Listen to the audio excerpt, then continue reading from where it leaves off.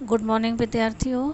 आज हम अस्थि दान नामक पाठ के अभ्यास कार्य से भाववाचक संज्ञा के विषय में बताएंगे।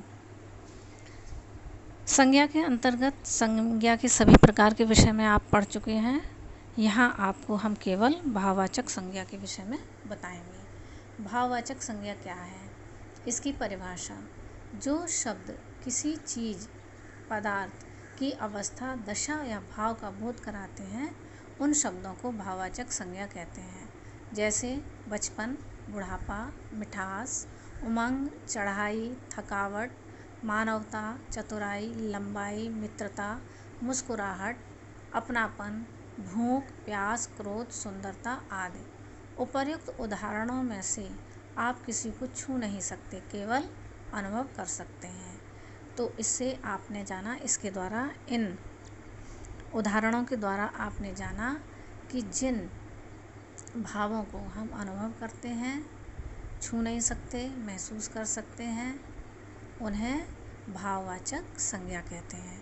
भाववाचक संज्ञा पहचानने का एक नियम और है: जिन शब्दों से किसी भी गुण या दोष का पता लगे, उन्हें भाववाचक संज्ञा कहते हैं।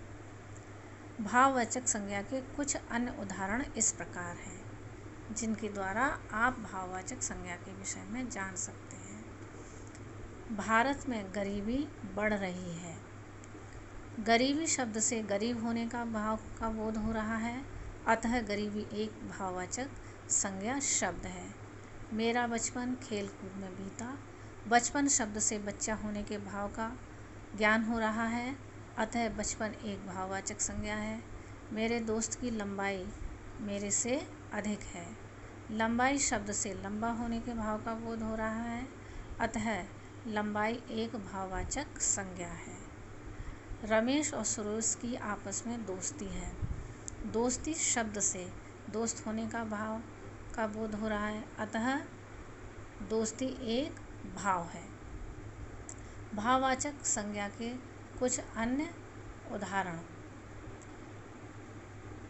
बचपन, बुढ़ापा, मिठास, उमंग, चढ़ाई, थकावट आदि ये अन्य उदाहरण हैं। उपर्युक्त उदाहरणों से आप किसी को छू नहीं सकते, केवल अनुभव कर सकते हैं। इस प्रकार जो शब्द किसी चीज़ या पदार्थ की अवस्था, दशा या भाव का बोध कराते हैं, उन शब्दों को भाववाचक संज्ञा कहते हैं। उदाहरण आप पहले भी पढ़ चुके हैं, फिर से एक बार उदाहरण को दोहरा सकते हैं। बचपन, बुढ़ापा, मिठाई, उमंग, चढ़ाई, थकावट, मानवता, चतुराई, लंबाई, मित्रता, मुस्कुराहट, अपनापन, भूख, प्यास, क्रोध, सुंदरता आदि।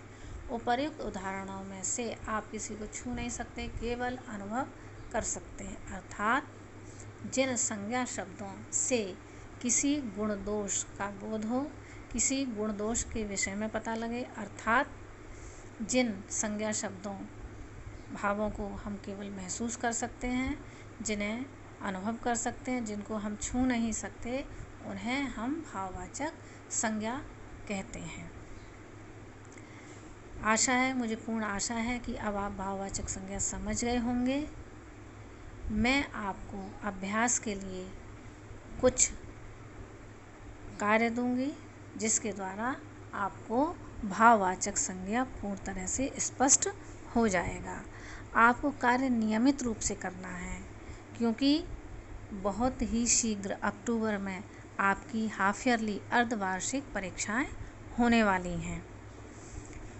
नियमित रूप से अध्ययन करिए, ताकि अध्ययन में आने वाली कठिनाइयों के विषय में आप गूगल क्लासरूम में अपने अध्यापक से पूछ सकें और अपने कठिनाइयों की समस्याओं का समाधान कर सकें। धन्यवाद।